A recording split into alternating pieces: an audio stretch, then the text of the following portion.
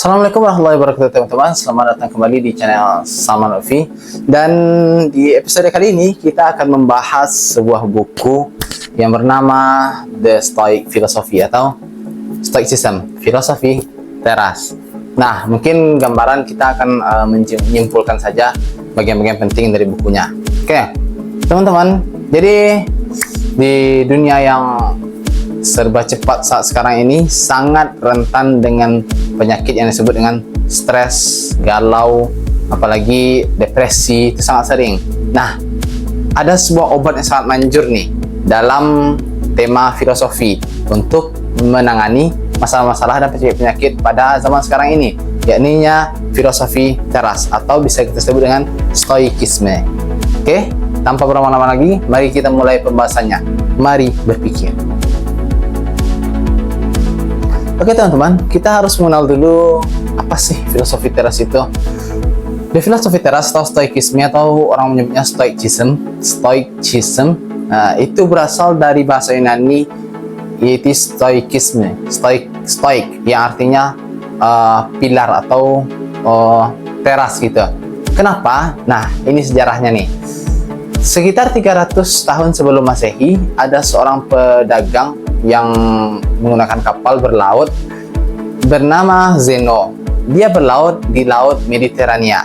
Nah, ketika itu dia terserang ombak dahsyat nih, sehingga dia terdampar di sebuah kota bernama Athena. Ya, kotanya para filsafat, kotanya filosofi, Athena, Yunani. Nah, si Zeno ini awalnya sudah putus asa, sudah hancur, udah gimana ya? Udah nggak ada harapan lagi gitu. Nah, dia berjalan di kota luntang-lantung tanpa tempat tinggal, orang asing di negeri orang yang tak tahu bahasanya, mungkin tahu ya karena dia seorang pedagang. Pokoknya dia luntang-lantung dan tanpa perbekalan sedikit pun pergi ke Athena, Yunani. Nah, dia tanpa perbekalan dan juga semua itu hancur, barang-barang itu hancur. Barang-barang yang dibawanya itu adalah pewarna yang diambil dari ekstrak cangkang kerang yang sangat langka gitu. Dia pedagang dan harganya itu sangat fantastis teman-teman. Ya bisa dibilang kayak dia punya kripto triliunan, habis itu drop dalam waktu 1 malam gitu. Nah, siapa nggak stres coba? Nah, si Zeno ini dia saat itu berjalan-jalan di kota Athena, Yunani, dan dia pergi ke sebuah toko buku. Dan di sana dia melihat seorang filosof sinik. Nah, kita harus bahas dulu nih sedikit apa sih stoik dari sinis. Filosofi dari sinis. Nah, filsafat sinisme ini adalah filsafat yang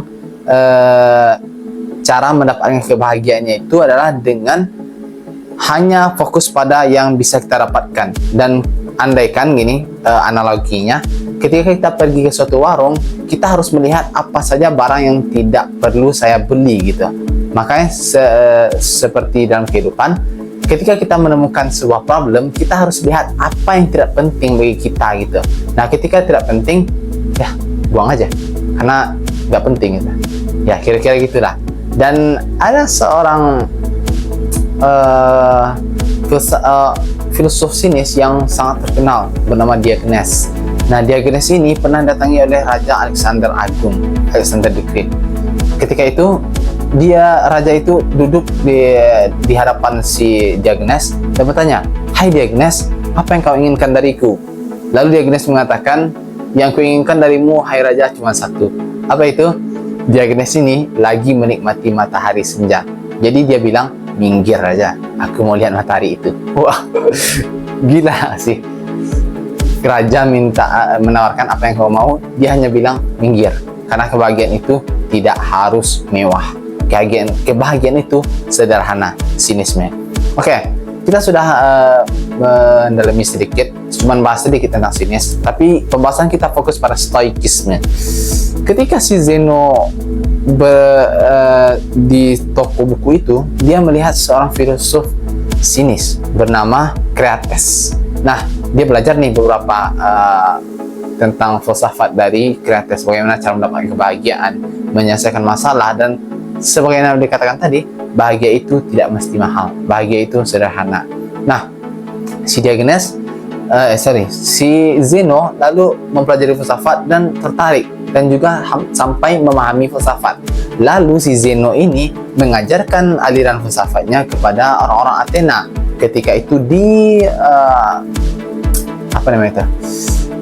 Colosseum atau tempat perkumpulan orang Athena, itu pilar-pilar besar yang ada di tengah-tengah kota Athena gitu. Kita bisa lihatnya di Google. Nah, di sana hobinya si Zeno ini mengajar di teras, dan dia mengajarkan bagaimana filsafat mendapatkan kebahagiaan, stoikisme, menyelesaikan semua masalah diajarkan di sana. Sehingga saat itu filosofi yang diajarkan oleh Zeno ini menjadi populer dengan nama filosofi teras, karena dia mengajarkannya selalu berada di teras dan menyandar atau sambil nyantai gitu di teras-terasnya tempat perkumpulan Yunani, aulanya gitu, aula dari peradaban Yunani atau kota Athena itu sendiri. Nah, itu sejarahnya filosofi teras sampai disebut dengan Stoa atau stoikisme gitu.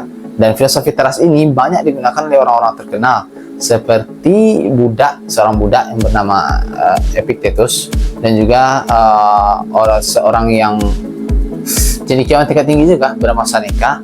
Dan tak lupa, ini bukan filosofi tentang perbudakan aja, bukan moralitas budak, tapi ini adalah filosofi tentang problem solving, menyelesaikan masalah.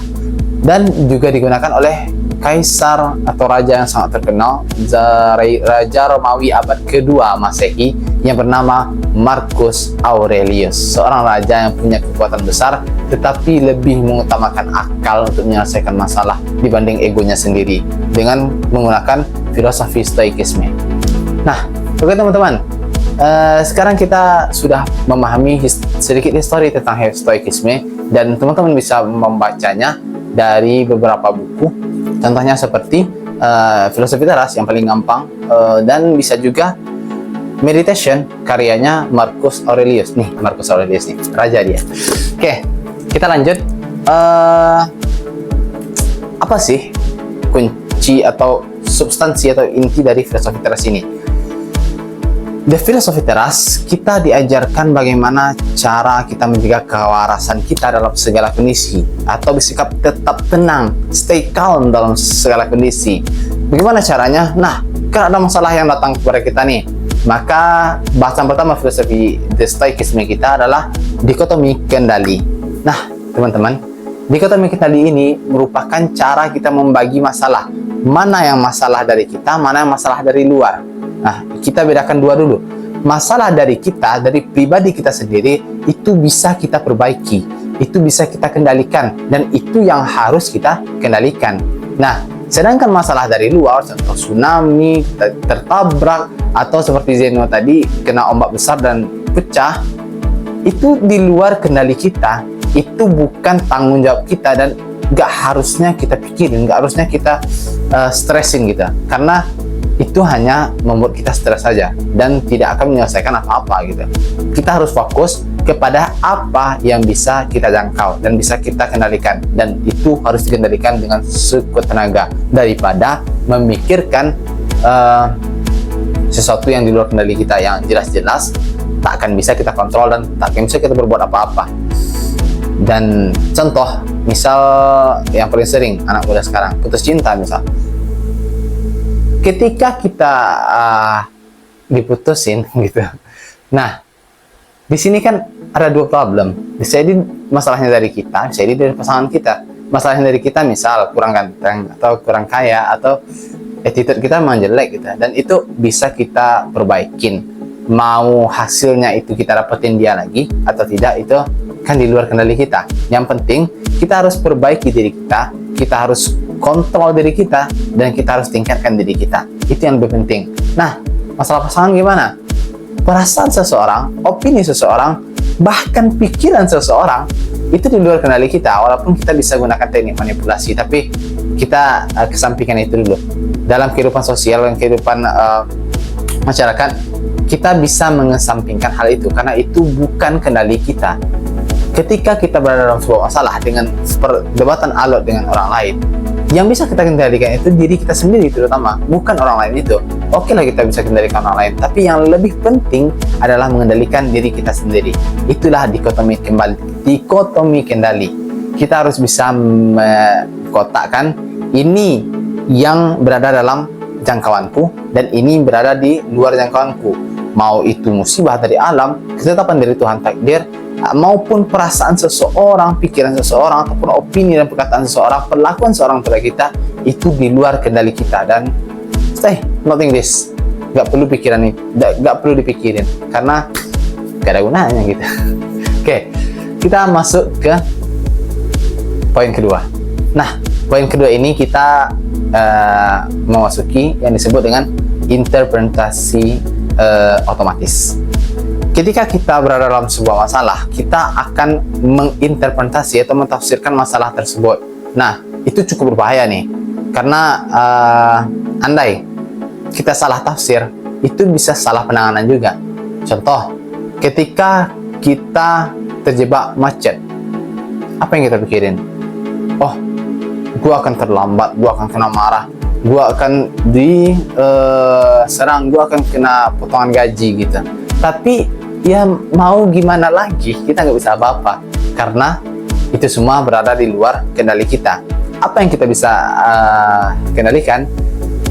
Emosional kita, perasaan kita, pikiran kita, dan yang paling penting, waktu yang kita gunakan. Nah, ketika terjebak macet, biasanya kita kan marah-marah atau bawel atau cocok-cocok gitu. Apa salahnya kita baca buku? Atau mungkin bisa jadi apa salahnya main HP, push rank gitu misal. Kan jadi sesuatu yang fun, jadi sesuatu yang bermanfaat. Contoh kayak baca buku, baca jurnal, atau mungkin dalam sebuah mobil atau dalam kendaraan kita berdua dengan sahabat atau orang yang tersayang yang kita, keluarga atau apapun. Kan kita bisa gunakan itu sebagai quality time. Jadi kita harus menginterpretasikan segala hal itu, jangan langsung negatif, karena kita harus bisa lihat posisi positifnya nih.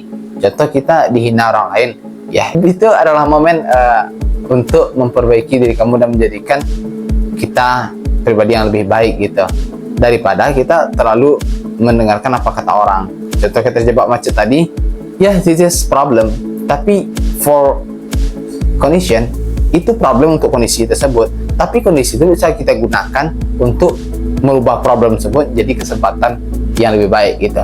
Itu interpretasi otomatis. Jadi teman-teman, jangan langsung tafsirkan segala hal yang terjadi pada kita walaupun itu buruk sebagai sesuatu yang buruk, karena bisa jadi itu sebagai kesempatan yang sangat luar biasa loh. Oke, kita lanjut. Masa lalu telah mati. Susah sih. Ya, misal kita ada kenangan terhadap sesuatu, atau kita ada problem di masa lalu, atau kita ada dosa lah di masa lalu. Ya oke, itu menjadi sebuah penyesalan, itu menjadi sebuah pelajaran. Tapi gampangnya, jangan jadikan itu membuat kita terpuruk, karena ya mau gimana lagi, kita kan nggak bisa kendaliin selalu itu. Jadikan aja itu pelajaran, terus selanjutnya mau kita bisa perbaiki atau tidak, karena itu takdir Tuhan, juga di luar kendali kita. Balik lagi ke dikotomi kendali tadi. Oke, kita lanjut poin berikutnya. Butuh dua orang untuk merasa terhina. Nah, teman-teman kan sering nih kena hina, kena caci, kena bacot dari teman. Ya, ketika orang menghina kita, itu kan hak dia. Maksudnya itu kan kendali dia, tubuh dia, mulut dia gitu. Masalah kita merasa terhina atau tidak, itu kan hak kita. Ketika orang menghina kita, dia menginginkan kita untuk meresponnya dengan merasa terhina gitu. Nah, kalau kita enggak merasa terhina, ya dia sakit hati dong. Nah, itu poinnya tuh. Jadi teman-teman, ketika ada orang menghina kita, gampangnya, gampang sih, susahnya. Susah sih. Tapi kalau bisa dilakuin, itu benar-benar mind-blowing banget gitu. Dan mewing, ya kata-kata mewing misal, itu cool banget. Karena ketika orang menghina kita, dan kita nggak merasa terhina, I'm fine, fair aja, oke. You hina I, this is not bad, this is better for me gitu, nggak masalah. Dan itu malahan bisa bikin orang lain tersebut juga terhina, karena hinaan yang diberikannya tidak mempan terhadap kita. Oke, itu disebut dengan butuh dua orang untuk merasa terhina. Kalau cuma satu orang, itu kan salah dia, atau kita terhina, itu kan salah kita, bukan salah dia. Susah sih, tapi kalau bisa, cool man. Selanjutnya yang sering kita jalani juga yaitu kemarahan. Nah teman-teman, kita pasti pernah berada dalam posisi marah ketika ada sesuatu yang tidak mengenakan bagi kita, ketika kita berada di luar zona nyaman kita nggak nyaman terhadap satu hal, bahkan kita benar-benar benci terhadap satu hal, itu pasti kita marah. Dan ketika kita marah itu disebut dengan gila sementara gitu. Karena banyak sih orang yang marah ketika sudah marah cocok merusak barang, mencaci orang lain, dan setelah dia marah dia bingung sendiri, gue tadi ngapain ya gitu ya. Jadi intinya ketika kita marah kita harus pahami itu gila sementara. Dan ketika dalam kondisi tersebut, apa yang kita lakukan? Ketika seseorang gila, dia nggak akan bisa menyelesaikan masalah, bahkan dia nggak akan bisa menganalisis sebuah masalah, dia nggak akan bisa mempelajari atau analisis apa ya, mempelajari sebuah masalah gitu, apalagi menyelesaikannya. Maka kita harus tunggu sampai waktu sadar kita atau kesadaran kita pulih lagi, atau stresnya hilang, gilanya hilang gitu, bisa dibilang waras lagi gitu. Nah ketika kita marah, bahkan ada pepatah mengatakan ketika kamu marah maka diamlah 3 detik, jika belum selesai juga diamlah 10 detik, jika kamu belum bisa meredakan juga maka diam aja dulu sampai tenang gitu. Karena memang begitu, ketika kita marah biasanya kita tergesa-gesa, terburu-buru, mendahulukan ego, bahkan akal kita nggak main, dan bisa jadi kemarahan tersebut jauh lebih merusak daripada masalah itu sendiri. Contoh, misal kita keinjak tai ayam nih, apa yang kita lakukan? Marah-marah ke orang, caci yang punya ayam. Atau contoh misal ketika kita tersandung kulit pisang orang yang di jalan, kita terjatuh, lalu kita lihat orang yang pelakunya nih, kita marah-marah, cocok gitu. Tapi apa yang kita dapatkan? Oke lah, puas batinnya, lepas marahnya kan. Tapi setelah itu bisa jadi kita digebukin balik, atau bisa jadi orang itu jijik atau benci terhadap kita gitu, karena kita marah-marah nggak jelas. Karena pada intinya masalah tersebut kecil, hanya 20%. 80% tersebut adalah tanggapan kita terhadap masalah tersebut. Ingat, masalah itu kecil. Yang membuat masalah itu besar adalah tanggapan kita atau feedback kita, perlakuan kita terhadap masalah tersebut. Contoh, misal masalahnya kaca pecah, ya beli kaca baru, perbaikin, gak usah marah-marah. Marah paling nasihati orang yang mecahin gitu. Karena ya mau marah pun kaca itu udah pecah, masalah itu udah terjadi dan nggak akan bisa balik lagi gitu. Itu poin kita tentang kemarahan membuat kita gila. Selanjutnya bisa disebut dengan kita harus punya relation, atau poin selanjutnya itu jangan isolasi diri. Contoh misal yang paling sering nih ketika ada masalah, atau yang paling sering nih ketika putus cinta, itu kan biasanya orang galau tuh isolasi sendiri gitu. Isolasi itu bahaya teman. Bahkan dalam teknik manipulasi, isolasilah yang paling menentukan manipulasi itu berjalan atau tidak. Karena ketika kita mengisolasi diri kita, kita akan melawan pikiran kita sendiri, melawan ego kita sendiri, dan itu bisa jadi distract dan merusak kepada pribadi kita gitu. Karena dalam keadaan sendiri itu kita memikirkan banyak hal, mengeluarkan problem yang memikirkan yang seharusnya nggak dipikirin, atau sering kita sebut dengan overthinking gitu. Karena itu mungkin saran nih ya bagi teman-teman sama kuliah, atau yang di bawah adik-adik, atau yang bahkan orang dewasa, kalau bisa ya sibukinlah diri kita di luar sampai capek, di rumah itu tidur selesai, atau pengen ngobrol dikit dengan keluarga, buka-buka HP, sebaiknya jangan scrolling sih, tapi kalau memang pengen ya bolehlah sedikit, dan tutup HP, tidur, capek tidur. Karena ketika kita diam, isolasi diri, itu overthinking, dan itu yang benar-benar merusak kita. Dan asal teman-teman tahu aja, stres itu penyebab terbesar penyakit yang ada di fisik loh, dan itu fakta, boleh dicek sendiri kita. Oke, kita lanjut ke berikutnya. Poinnya adalah hindari orang sial. Orang sial ini pasti ada setiap hari. Ketika kita tidur, kita harus bayangin nih, hari ini gua pasti akan bertemu dengan orang-orang yang ngejengkelin gitu. Dan dengan kita mengeskalasikan, memperhitungkan bahwa kita akan bertemu dengan orang sial, kita jauh lebih siap untuk menghadapi orang tersebut. Nah, itu untuk menghadapinya. Tapi untuk interpretasi, ketika kita masuk dalam suatu ruangan, jangan anggap ruangan itu isinya orang-orang yang bakal cemahin kita, orang-orang jelek gitu. Anggap aja baik dulu semua itu. Tapi andai ada yang jelek, kita siap. Itu gampangnya. Dan cara untuk menghindari orang sial ini jauh lebih ampuh daripada menghadapinya. Karena ia mau bagaimana lagi, orang sial itu menarik kesialan pada dirinya gitu. Karena perbuatan jeleknya itu yang menarik kesialan pada dirinya sendiri. Dan ketika kita dekat dengan dia, kita juga ikut sial karena dia sendiri mengundang kesialan kita. Nah, oke. Selanjutnya kita masuk ke poin yang berat. Apa itu? Disebut dengan, kalau di anime Naruto-nya, Izanami Izanagi gitu. Setiap kita pasti akan merasakan yang namanya rasa sakit. Yang namanya hidup itu aja udah sakit kan. Nah, tapi penderitaan itu pilihan. Sakit itu ketetapan. Tapi mau kita menderita terhadap hal tersebut, itu pilihan kita. Misal tangan kita terpotong, sakit. Iya sakit. Masalah kita menderita atau enggak, itu kan pilihan kita gitu. Contoh kita mendapatkan masalah, contoh misal ya baik lagi dikucilin teman atau misal putus cinta gitu, contoh di sana. Nah, itu kan masalah. Oke. Itu kan sebuah sakit yang sangat sakit gitu. Tapi masalah kita menderita atau enggak, itu kan pilihan kita gitu. Dan dia pun juga nggak peduli kan kita sakit atau enggak. Ya karena udah nggak ada apa-apa lagi. Dia aja nggak peduli kita sakit, dia aja senang, masa kita sakit sih? Nah, gitulah gampangnya. Jadi ya teman-teman, terimalah penderitaan, terimalah fakta, terimalah kenyataan, dan buat mindset kita bahwa sakit itu nggak bakal bikin gua menderita gitu.